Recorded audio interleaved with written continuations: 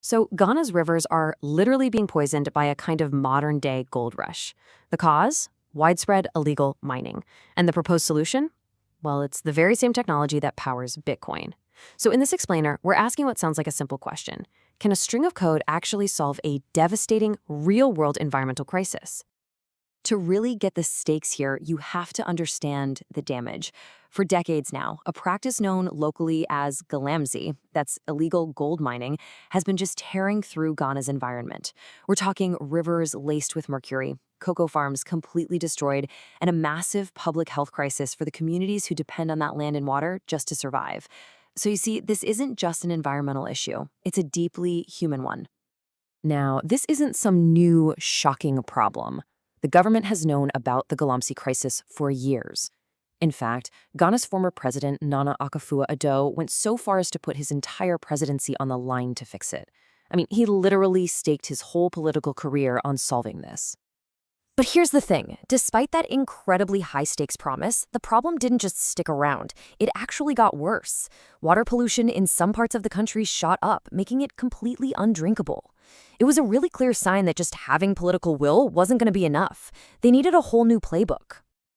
Okay, so first up, let's really dig into the heart of the crisis, what we're calling Ghana's polluted promise, and the very real cost of all this illegal gold. The one word you really gotta know here is galamsey. It's the local term for this illegal gold mining, and it is at the center of this entire story. A story about environmental ruin, yeah, but also about economic desperation, and a government just trying to catch up. So, if all the traditional ways of fighting this have failed, what's next? Well, Ghana is now looking at a pretty surprising new idea, a technological fix, using a digital ledger for gold. And this is where GoldBod comes in. They're Ghana's new gold board. And they are betting big on a pretty radical idea, using blockchain, yep, the tech behind Bitcoin, to trace every single ounce of gold. The goal isn't to make a new cryptocurrency, but to create a whole new system of accountability. So, how does this actually work? First, just forget everything you think you know about crypto. For this, blockchain is basically just a super secure, unchangeable digital logbook. Every time gold moves, from the mine to a refinery to the port, it gets recorded. It's kind of like giving every single gram of gold its own permanent, unique digital fingerprint. What they're aiming for here is radical transparency. As Sammy Jomfy, the CEO of GoldBod, puts it, the system will let them trace every gram of gold right back to where it came from. The logic is pretty simple. If you can't prove your gold is legitimate, you can't sell it on the legal market. And they are not messing around. GoldBot has set a really ambitious deadline of the first quarter of 2026 to get this whole track and trace system off the ground.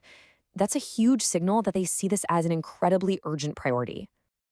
Okay, so let's get into the nitty-gritty. How would this actually work on the ground?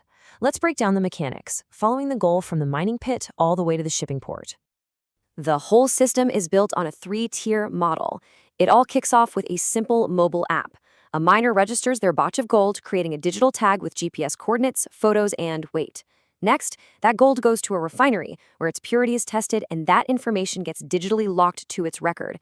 And finally, all of this happens on a private, secure network, so only authorized people, like GoldBod or Customs, can see or verify the data. It's meant to be a completely closed loop. But is it a silver bullet? The perfect solution? Not exactly. Now we've got to look at the lessons and the very real hurdles. This is the reality check for this ambitious plan. To be fair, Ghana isn't the very first to try something like this. Over in Brazil, a company called MineSpider is using blockchain to help huge companies like Volkswagen and Google track where their raw materials come from. And in Dubai, the world's biggest precious metals refinery is using the same kind of tech. So, there is a track record here. This slide right here really captures the core dilemma. On one hand, the promise is massive. A totally transparent supply chain, a stronger economy, and maybe an end to illegal gold. But then you look at the other side, and the pitfalls are just as serious. We're talking about deep-rooted corruption, a lack of internet access in remote mining areas, and, of course, the huge cost of setting this all up. Technology alone can't just magically solve everything. And that brings us to a really crucial point, which is summed up perfectly by this quote from consultant Christina Miller. Blockchain is not a magic wand for responsible mining. It's a tool for tracking. It can tell you where the gold came from, but it can't tell you how it was mined, if it was done ethically or safely. It tracks the what, not the how. So what's the bottom line here? When you get right down to it, this whole project is a high-tech gamble. It's a massive bet on the power of transparency. When you boil it all down, Ghana is basically trying to make radical transparency its new competitive edge.